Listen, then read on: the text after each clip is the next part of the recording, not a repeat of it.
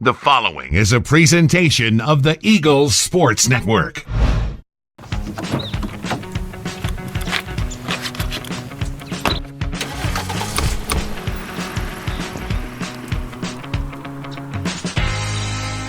Hello and welcome into episode 2 of Coaches in Cars Getting Coffee. I'm the voice of the Eagles, Adam Cavalier on the Eagles Sports Network alongside Carson-Newman's offensive coordinator and quarterbacks coach Brock Pursley.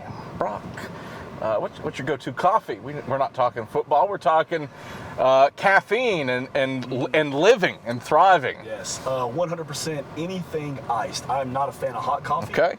If it is 5 degrees outside and snowing, I'm going iced coffee. Interesting that in episode 2 that you replicate Joe Ray's method of operation. Yep, that's right. I don't think anybody faults anybody for going iced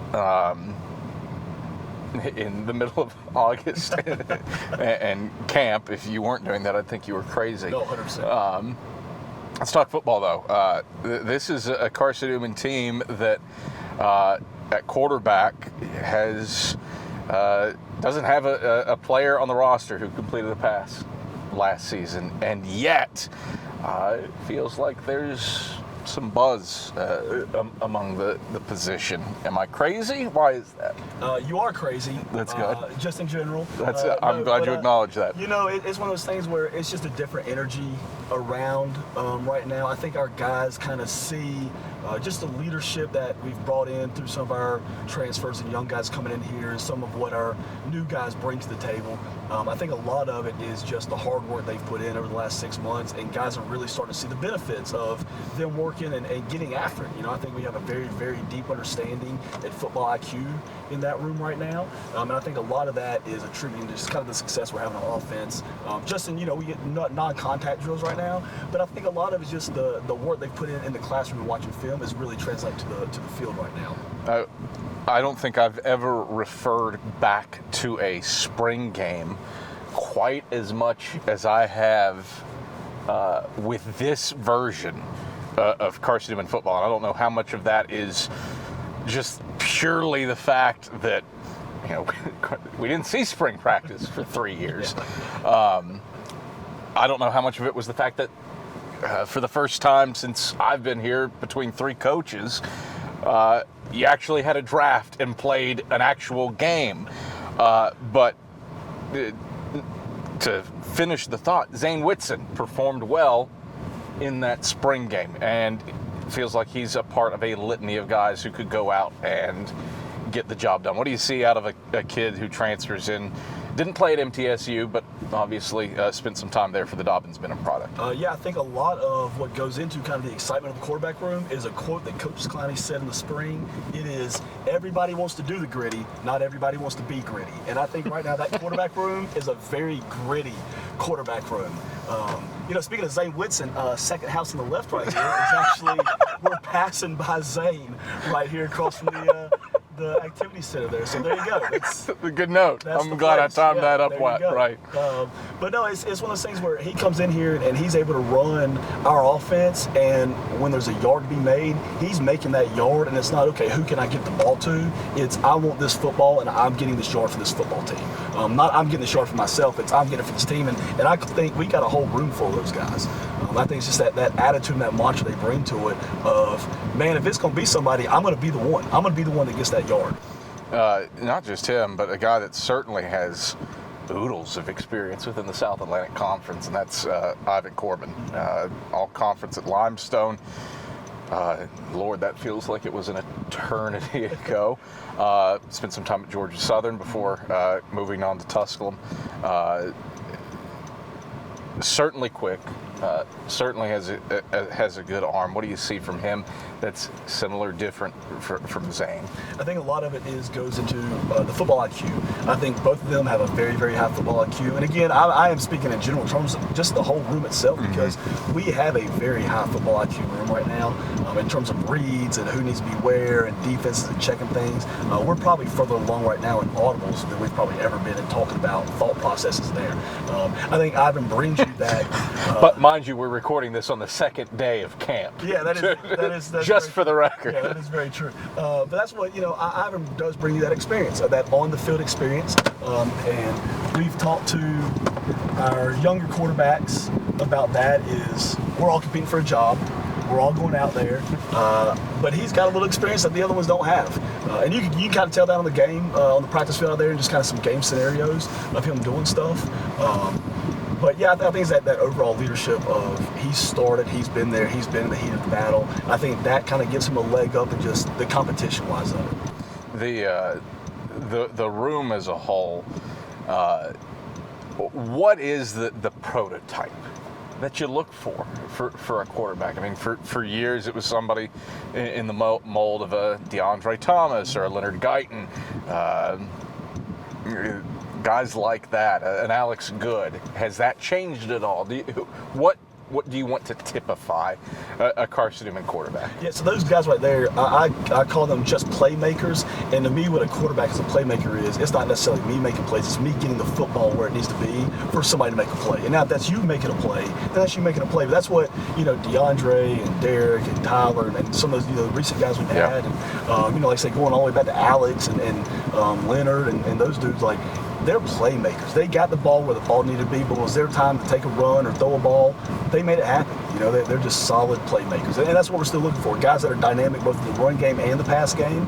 We're not asking a guy to throw it 500 times a game, but we are asking you to go make good decisions, and that's what we expect our quarterbacks to be able to do.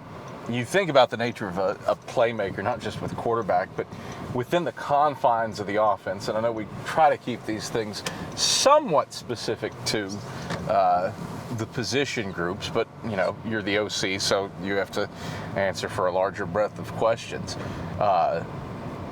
You think of guys like Braxton Westfield. He's obviously an uncommon talent.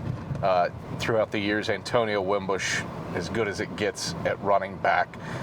That's probably an area too where you look for, and not that they're a dime a dozen, but Carson-Newman football's been successful with special talents through the years, and that's something that, thanks to injuries, everything else, probably was absent last year. Fair?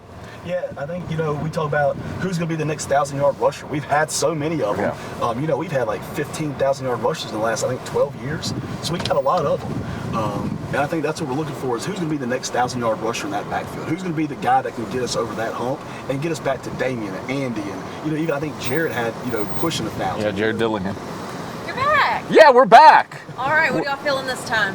Yeah, ice mocha. Ice mocha? Yeah, biggest one you got.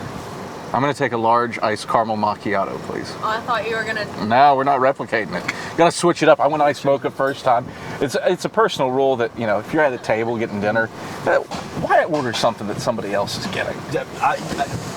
My wife, Stephanie, and I love her. I really thought you were about to switch it up and be like, and I want the black cold brew. I'm supposed to be like, wow. No, I need something sweet. Ice macchiato? Yes. Oh, it's going to be $10.98. Thank you. But yeah, this one, Steph's going to get mad because I'm saying this and it's That's recording, fine. but she knows. If she orders something that I was going to order, I switch it up. I don't like one of the same things. She's like, well, we can share this. I was like, I don't want to share it, though. This is my meal. But yeah. Well, I mean, it drives me crazy. Thank you.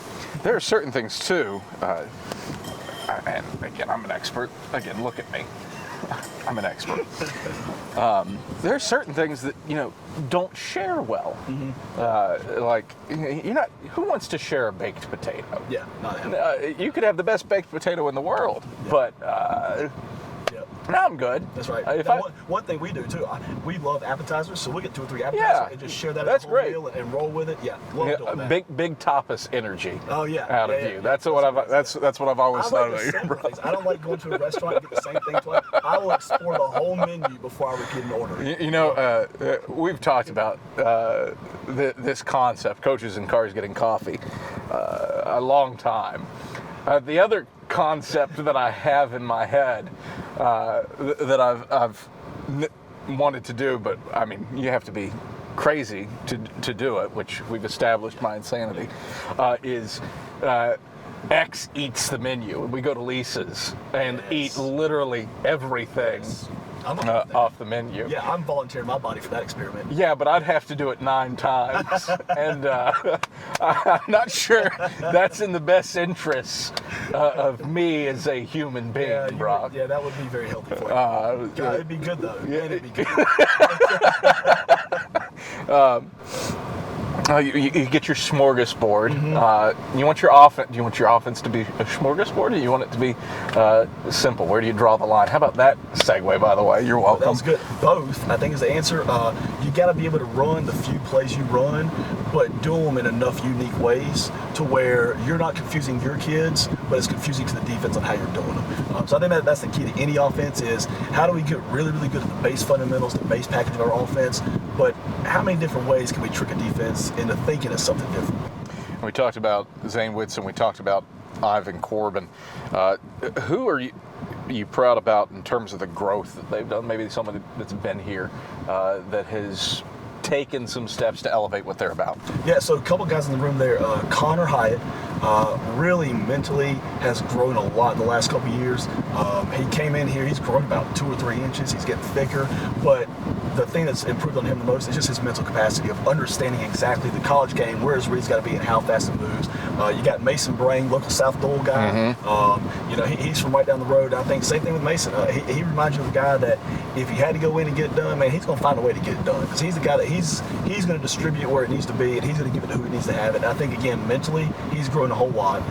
And then you got Matthew Corley in there.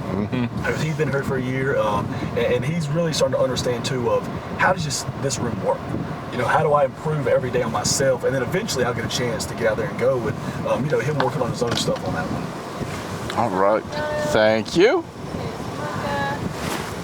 Yes. I just got to say, thank you so much. Thank you. Mine is much prettier than yours. Mine's very aesthetically Yeah, you got a lot pleasing. of different colors in there, like Yours is just mud. But I can attest. I literally just had one.